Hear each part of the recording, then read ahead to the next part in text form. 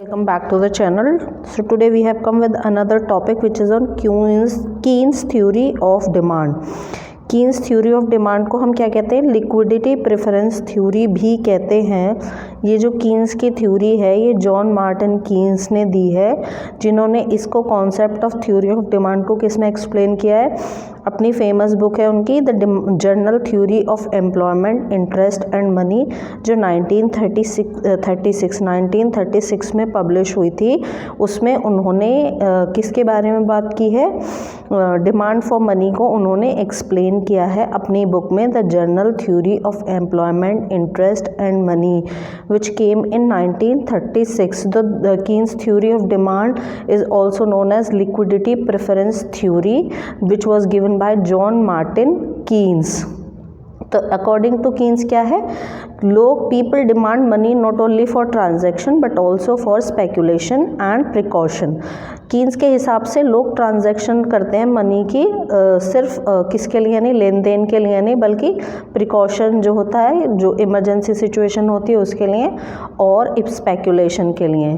तो जो हमारी डिज़ायर होती है मनी को किसके फॉर्म में रखने की, कैश के फॉर्म में रखने की, उसको लिक्विडिटी प्रेफरेंस कहते हैं। लिक्विडिटी प्रेफरेंस क्या कहती है कि the desire of a person और to keep wealth in the form of cash. Cash के फॉर्म में अगर हम पैसे को रखते हैं, मनी को रखते हैं, तो उसे हम क्या कहते हैं? लिक्विडिटी प्रेफरेंस कहते हैं। लिक्विडिटी प्रेफरेंस कहते हैं। अब इनके हिसाब से डिमांड फॉर मनी क्या है? कीन्स के हिसाब से meaning of demand for money क्या है? Demand for money refers to the desire of individual and firms to hold money balance instead of other assets like bond, share और property. तो money को हम कैसे होल्ड करेंगे? बैलेंस की तरह होल्ड करेंगे, बॉन्ड, शेयर और प्रॉपर्टी की तरह नहीं। तो इनके हिसाब से demand for money should be in the form of balance. ठीक है। तो अब कीन्स एम्फसाइज्ड क्या कर रहे हैं? कीन्स कह रहे हैं money is held for its liquidity not for earning money. तो इनका क्या है? लिक्विडिटी फॉर्म में होनी चाहिए मनी, किसी अर्निंग के लिए नहीं होनी चाहिए। Demand for money depends on income level and rate of interest. हमारी डिमांड फॉर मनी किस पर डिपेंड करती है? जो दो चीज़ों पर करती है, इनकम लेवल पे एंड रेट ऑफ इंटरेस्ट पे। तो दो चीज़ों पर हमारी डिमांड फॉर मनी कहीं ना कहीं डिपेंड करती है। अब इनका क्या कहना है कि जितनी हायर इनकम होगी हायर प्रिकॉशनरी बैलेंस होगा, मतलब जितनी ज़्यादा इनकम होगी उतनी ज़्यादा प्रिकॉशनरी बैलेंस होगा। अब इनका मानना है कि हमारी कितनी तरीके की डिमांड होती है कीन्स के हिसाब से? कीन्स के हिसाब से we have motives for demand. Sorry, ये हमें पहले बताना है, हम इसको पहले बताएंगे आपको कि मोटिव्स फॉर डिमांड क्या होते हैं। डिमांड के हमारे किन किन वजह से हम डिमांड की इच्छा रखते हैं या किन किन वजह से हमें डिमांड की ज़रूरत होती है। तो पहला है ट्रांजैक्शन मोटिव, दूसरा है प्रिकॉशनरी मोटिव, तीसरा है स्पेक्यूलेटिव मोटिव। तो ये तीन तरीके मोटिव है जिसके लिए हम डिमांड फॉर मनी या मनी की डिमांड कैश में करते हैं। पहला है ट्रांजैक्शन मोटिव, दूसरा है प्रिकॉशनरी मोटिव, तीसरा है स्पेक्यूलेटिव मोटिव। अब ट्रांजैक्शन मोटिव क्या होता है? ट्रांजैक्शन मोटिव होता है कि people hold money to meet day to day expensive. जो हमारे रोज़मर्रा के खर्चे होते हैं उनको मीट करने के लिए हमें किसकी ज़रूरत पड़ती है? ट्रांजैक्शन मोटिव की ज़रूरत पड़ती है। ट्रांजैक्शन डिमांड फॉर मनी हमें किस लिए ज़रूरी होता है? जैसे कि हमें फूड खरीदना है, अपना रेंट देना है, ट्रांसपोर्ट के लिए, वेजेस के लिए, बिजनेस पेमेंट के लिए, इन सब के लिए हमें क्या है? ट्रांजैक्शन मोटिव होता है कि हमें पैसे चाहिए, हमें लिक्विडिटी प्रेफरेंस होती है, हम मनी को एज ए कैश होल्ड करते हैं ताकि हम अपना रोज़मर्रा का खाना, रेंट दे सकें, ट्रांसपोर्ट में विजिट ट्रांसपोर्ट के लिए जो हमारे वेजेस होते हैं, ये सारी चीज़ें। अब कंपोनेंट्स क्या हैं? Transaction motive has two parts.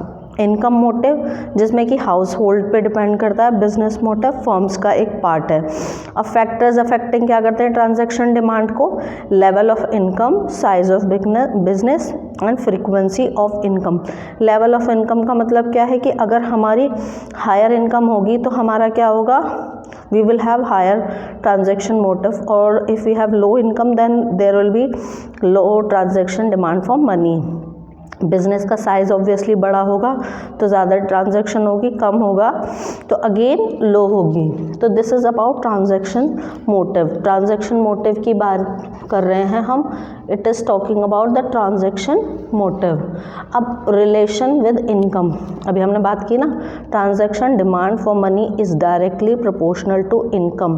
किसके प्रोपोर्शनल होती है transaction? LT is transaction demand for money and F is a function and Y is a income. So transactional demand for money is directly proportional to income, which is as income increases transaction demand for money increases. तो direct relationship है, तो जैसे जैसे income बढ़ेगी वैसे वैसे transaction demand for money बढ़ेगी। दूसरा हमारा मोटिव क्या है? Precautionary motive. प्रिकॉशनरी मोटिव का मतलब है people keep money to meet unexpected और अनफॉर्सीन एक्सपेंसेस। जो हमारी अनएक्सपेक्टेड इमरजेंसी सीन एक्सपेंसेस होते हैं, जैसे कि medical emergency, accidental cases, sudden unemployment, urgent repair, तो ये सारी चीज़ें क्या है? हमारी प्रिकॉशनरी मोटिव है। और इसके लिए हमें क्या चाहिए? हमें मनी एज ए बैलेंस चाहिए, मतलब मनी हम होल्ड पे नहीं डाल सकते, हमें मनी प्रिकॉशनरी मोटिव को मीट करने के लिए चाहिए ही चाहिए होती है। वो क्या है हमारे? चाहे वो मेडिकल की इमरजेंसी हो, कोई एक्सीडेंटल सिचुएशन हो, अचानक से हमारे अनएम्प्लॉयमेंट आ जाए या कुछ रिपेयर कराना हो। अब ये फैक्टर्स अफेक्टिंग, क्या क्या फैक्टर्स हैं जो प्रिकॉशनरी डिमांड को इफ़ेक्ट करते हैं? Again level of income effect करता है, अवेलेबिलिटी ऑफ क्रेडिट अफेक्ट करता है, uncertainty of future, social and economic conditions. तो ये सब चीज़ें किस पर डिपेंड करती हैं हमारी? कहीं ना कहीं प्रिकॉशनरी डिमांड इन सब पे डिपेंड करती है। लेवल ऑफ इनकम पे डिपेंड करती है, अवेलेबिलिटी ऑफ क्रेडिट पे डिपेंड करती है, अनसर्टेनिटी ऑफ फ्यूचर पर डिपेंड करती है और सोशल एंड इकोनॉमिक कंडीशंस पर डिपेंड करती है। So precautionary demand for money also depend on income. LP is precautionary demand for money, F is a functional relation and it is Y. So LP this also depends on income, की higher income होगी तो again precautionary demand for money क्या होगी? It will be higher. Fine.